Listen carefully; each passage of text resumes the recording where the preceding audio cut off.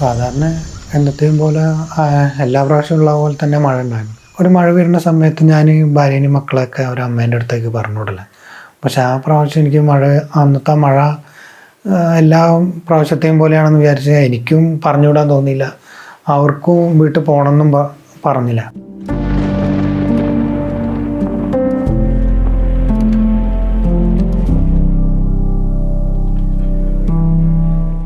മക്കളെല്ലാവരും ഉണ്ടെന്ന് ഞങ്ങളുടെ അടുത്ത് പറഞ്ഞിട്ടുണ്ടായിരുന്നു. അപ്പോൾ നമ്മൾ ആ ഒരു പ്രതീക്ഷയിൽ ഞാനൊരു മാസത്തോളം ഞാൻ ഹോസ്പിറ്റലിൽ കിടന്നു.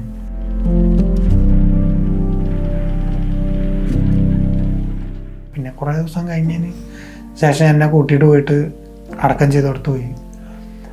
ഇതാണ് നിവേദ്, നന്ദു എന്നൊക്കെയാണ് വിളിക്കുക വീട്ടിൽ. നിവേദ് എന്ന ശരിക്കും പേര്.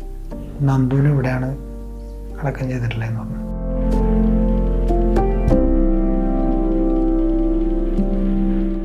അവർ പറഞ്ഞ കാര്യങ്ങളൊന്നും നമുക്ക് അവർക്ക് ചെയ്തു കൊടുക്കാൻ പറ്റിയില്ല. പിന്നെ നമ്മൾ അവർ പറഞ്ഞ കാര്യങ്ങൾ അവരുണ്ടെങ്കിലും ഇല്ലെങ്കിലും എപ്പോഴും നമ്മളെ മനസ്സിലവരുണ്ട്. അപ്പം അവർ ഇവിടെയാണുള്ളത്. അപ്പോൾ ഇത് നമ്മളൊരു വീട് പോലെ കണക്കാക്കി നമ്മളിവിടെ എപ്പോഴും ഓരോന്നും കൊണ്ടുവന്ന് വെക്കുന്നു. ക്രിസ്മസിൻ്റെ സമയത്ത് സ്റ്റാർ വേണമെന്ന് പറയണം. അപ്പോൾ ഒരു പ്രാവശ്യം അതേപോലെ സ്റ്റാർ മേടിച്ച് വീട്ടിൽ തൂക്കിയിട്ട സമയത്ത് ഞങ്ങളെല്ലാം എന്നെ വയറൊക്കെ കൊടുത്ത് എല്ലാം കഴിഞ്ഞതിന് ശേഷം സ്വിച്ച് ഇട്ട സമയത്ത് മൊത്തം കത്തിപ്പോയി. രണ്ടാമത്തവന് ഭയങ്കര ഫീലിംഗ് ആയിപ്പോയി. അപ്പോൾ അവൻ എൻ്റെ അടുത്ത് ഇങ്ങനെ പറഞ്ഞു പുതിയത് മേടിക്കണം. അപ്പം ഞാൻ പറഞ്ഞു അവനോട് നമുക്കിനി ഈ പ്രാവശ്യം പുതിയത് മേടിക്കണ്ട, അച്ഛൻ അടുത്ത പ്രാവശ്യം എന്നെ മേടിച്ചു തരാം. അവരെ ആഗ്രഹങ്ങൾ എന്തൊക്കെയാണോ അതാണ് ഇപ്പോൾ നമ്മളിവിടെ ചെയ്യേണ്ടത്. അപ്പോൾ അവർക്ക് ആ ഒരു സമയത്ത് നമുക്ക് എന്തൊക്കെ ചെയ്തു കൊടുക്കാം, നമ്മളെ പരിധിക്കുള്ളിൽ എന്തൊക്കെ ചെയ്തു കൊടുക്കാൻ പറ്റുന്നുണ്ടോ അതൊക്കെ നമ്മൾ ചെയ്തു കൊടുത്തിട്ടുണ്ട്. ഇപ്പോഴും അതിനൊരു കുറവും വരുത്താതെ നമ്മൾ ഡെയിലി ആഴ്ചയിൽ ഒരു ദിവസം എങ്ങനെയായാലും ഞങ്ങളിവിടെ എത്തും.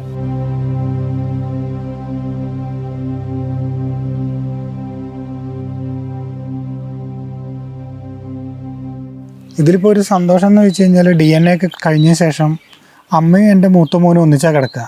ഇപ്പോഴും അവർ രണ്ടാളും ഒന്നിച്ച് തന്നെയാണുള്ളത്. ആ ഒരു കാര്യത്തിൽ വലിയ സന്തോഷമുണ്ട്. അപ്പോൾ 4 പേര് ഇവിടെ തന്നെ ഉണ്ട്. അപ്പോൾ ഞങ്ങൾക്ക് വിഷമങ്ങളും സന്തോഷങ്ങളൊക്കെ വരുമ്പോൾ ഞങ്ങളിവിടെ വന്നിരിക്കും.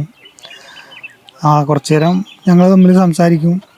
അപ്പോൾ നമുക്ക് ആ ഒരു സമാധാനമാണ് ഇവിടെ വന്നാൽ കിട്ടുന്നത്. എന്ന് വെച്ച് കഴിഞ്ഞാൽ നമുക്ക് എന്ത് ദുഃഖം ഉണ്ടെങ്കിലും സന്തോഷം ഉണ്ടെങ്കിലും നമ്മൾ മക്കളും അമ്മയായിട്ട് ഷെയർ ചെയ്യും.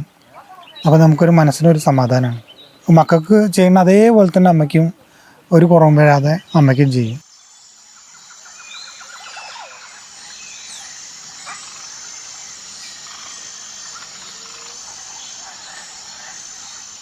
കിടന്നുറങ്ങി ഒരു 2 മിനിറ്റ് കഴിയുന്നതിന് മുമ്പ് ഒരു സൗണ്ട് വന്നപ്പോൾ എന്നോട് ചോദിച്ചു എന്തോ ഒരു സൗണ്ട് വരുന്നുണ്ടല്ലോ. അപ്പം ഞാൻ ഉറക്കത്തിൻ്റെ ഇതിൽ ഞാൻ പുഴയിൽ കൂടെ പോകുമെന്ന് പറഞ്ഞ് തീരുന്നതിന് മുമ്പ് ഞങ്ങൾ മണ്ണിനടിയിലായി. പിന്നെ കുറേ ദൂരം ഈ മണ്ണിൻ്റെ അടിയിൽ കൂടെയുള്ള നമുക്ക് തല പൊന്തിക്കാൻ പറ്റാത്ത രീതിയിലുള്ള അടിയിൽ കൂടെയുള്ള പോക്കാണ്. അതിൻ്റെ ഇടയിൽ ഈ കല്ലും മരത്തിലും അവിടെ ഇവിടെയൊക്കെ പോയി അടിച്ച് ഫസ്റ്റത്തെ അതിൽ ഒരു അടിയിൽ മൊത്തം തീർന്നു വിചാരിച്ച് പിന്നൊക്കെ ഒരു ഓർമ്മയില്ല. കുറേ ദൂരം ഞങ്ങൾ വലിച്ചിട്ട് പോകുന്ന സൈസിലാണ് പോകുന്നത്. ഓരോ സ്ഥലത്ത് കൊണ്ടുപോയി അടിച്ചിട്ടും ഇങ്ങനെ ആളുടെ ഈ സൈഡ് മൊത്തം പൊട്ടി, വാരിയെല്ലൊക്കെ പൊട്ടിയിട്ടുണ്ടായിരുന്നു. മൊത്തം സ്ക്രാച്ച്, ഈ താടിയിലൊക്കെ പൊട്ടി. ഫസ്റ്റത്തെ വലിയ തന്നെ മൂക്കിലൊക്കെ ചളിയേറി, വായിൽ ചളിയേറി. പിന്നെ ഒരു കുറേ ദൂരം അവിടെ കൊണ്ടുപോയിട്ട് നിമിഷം നേരം കൊണ്ട് ഒരു സാധനമില്ല, വെള്ളമൊക്കെ വറ്റി എല്ലാം കഴിഞ്ഞ്. അങ്ങനെ ഞാൻ എണീറ്റ് ഇങ്ങനെ നോക്കുമ്പോൾ സമയത്ത് നമ്മൾ കിടന്ന സ്ഥലമല്ല, മൊത്തം പരന്നു പോയാണ്.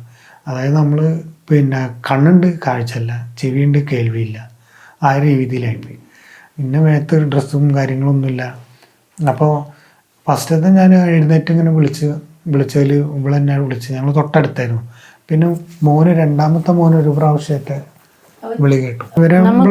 ചെറിയൊരു രൂപം മാത്രം കാണുള്ളൂ, നിഴല് മാത്രമാണ് തമ്മിലുള്ള നിഴല്. പിന്നെ ശബ്ദം ഉണ്ടാക്കുകയാണെന്നുണ്ടെങ്കിൽ ആ കറക്റ്റ് ശബ്ദം നിരന്തരം കേൾക്കുമ്പോൾ മാത്രമേ നമുക്കവിടെ പോയിട്ട് ഇങ്ങനെ തപ്പിയെടുക്കാൻ പറ്റുള്ളൂ. അതല്ലാതെ നമുക്കൊരു സൗണ്ട് കേട്ടിട്ട് അത് എവിടെ നിന്നാണെന്നുള്ളത് കറക്റ്റ് ആക്കാൻ പറ്റില്ല.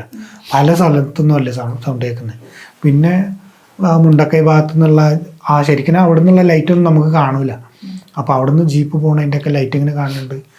അതിലുള്ളൊരു രൂപം കണ്ട് പാളമേത്തൊരു ഇതേപോലെ ഒരു മരക്കഷ്ണം ഉണ്ടായിരുന്നു, അതൊക്കെ എടുത്ത് മാറ്റി പിന്നെ ഇങ്ങനെ രണ്ടാമത്തെ ഇതിൽ ഞാൻ മോനങ്ങനെ വിളിച്ച് കഴിഞ്ഞപ്പോൾ അച്ഛാന്നൊരു വിളി ഞാൻ കേട്ട്.